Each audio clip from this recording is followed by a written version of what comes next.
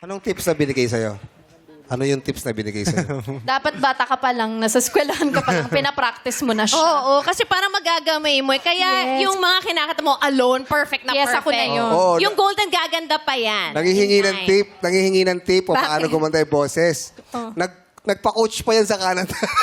Alam mo, wala naman talagang shame in the Teacher Teacher Annie, Annie. the lesson. Teacher Annie, I'm so sorry.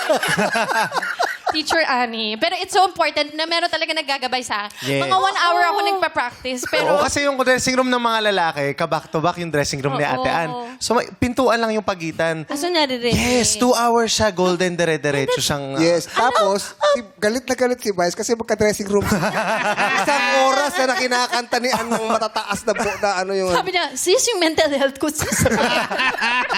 But it's so important, tulad ng sinabi ni Christina, Yeah.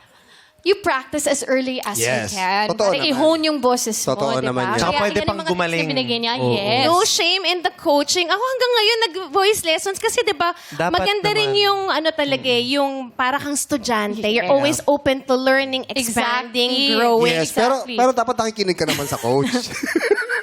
Almira, ikaw ba? Meron ka bang coach?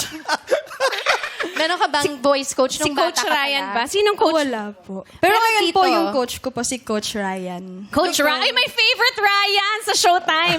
Si Coach Ryan. Oo, yung staff Ibang natin. Ryan. Si Ryan Bang? Wala eh. Rosario. Apa del Ryan Rosario. Rosario.